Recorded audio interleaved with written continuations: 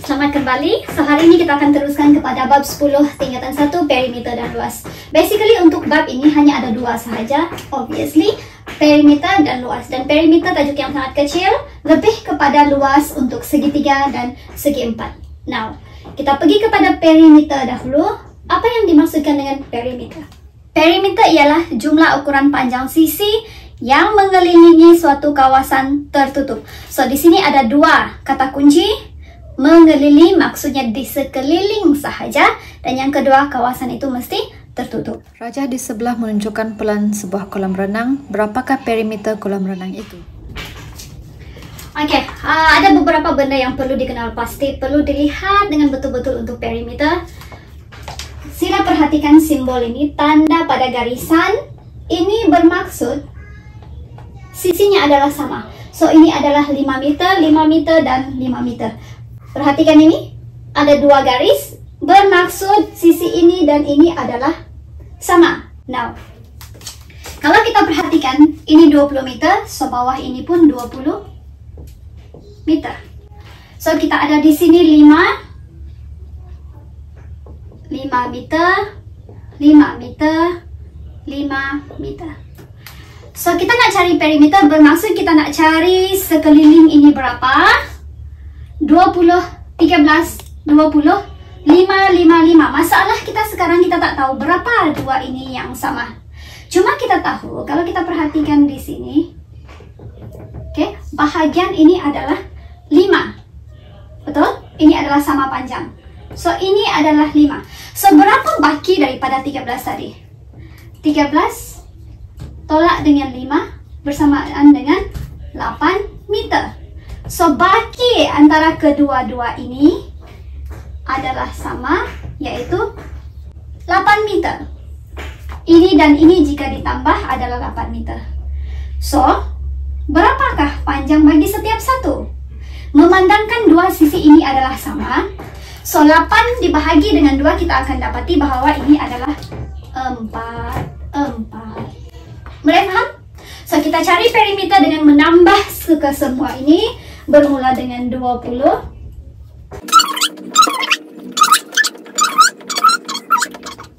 Nah, seperti biasa, kalkulator, tekan. 76 meter. Itu sahaja. So, cikgu tekankan sekali lagi, untuk bentuk seperti ini, bentuk asas seperti ini, tidak melibatkan segi 4, segi 3, segi 4 sama sisi, segi 3 sama kaki. Kita hanya perlu melihat simbol tanda pada garis yang menunjukkan kesamaan bagi sisi yang mempunyai simbol yang sama. Dalam raja di sebelah, ABC ialah sebuah segitiga sama sisi, BCFG ialah sebuah segi 4 sama, dan CDEF ialah sebuah segi 4 tepat. Perimeter seluruh raja itu ialah 65 cm. Cari panjang G. Okay, untuk contoh yang kedua melibatkan ciri-ciri segitiga dan segi 4. Dalam soalan dikatakan bahawa ABC adalah segitiga sama sisi, so bermaksud ini adalah sama panjang. And this one, BCGF adalah segi 4 sama. Bermaksud jika di sini sama, satu garisan tanda, ini pun sama. Oke, boleh dapat setakat ini? Now, diberitahu dalam soalan bahwa DCDFE adalah segi 4 tepat. Segi 4 tepat mempunyai sisi yang sama bagi sisi yang bertentangan. Sisi yang bertentangan mempunyai panjang yang sama. So jika di sini 10, atas ini 10. But dalam soalan ini telah diberi 7, manakah? Dan disebabkan itu jika di sini 7, ini pun 7. Dan jika ini 7, semua yang bertanda satu garisan juga adalah sama, yaitu 7. So ini 7.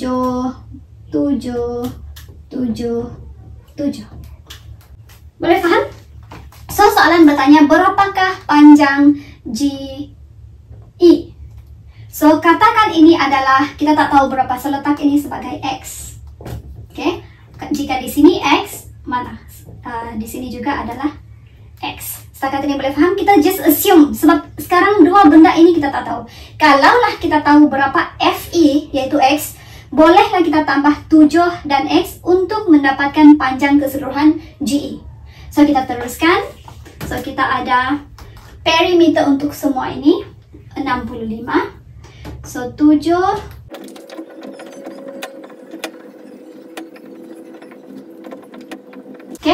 tambah ke semua ini, kemudian samakan dengan 65. 1, 2, 3, 4, 5. 5 darab 7 sama dengan 35. So, kita ada 35 tambah dengan ada 1, 2. 2X sama dengan 65. Oke, so kita ada 2X bersamaan dengan 3X bersamaan dengan 30 bahagi 2. X adalah 15 cm. Dia minta GE. So, GE bukannya X, So, GE bersamaan dengan GF tambah dengan FE. GF bukan girlfriend. Bersamaan dengan 7 tambah dengan FEX. X kita dah tahu sama dengan 15. So, GE bersamaan dengan 22 cm.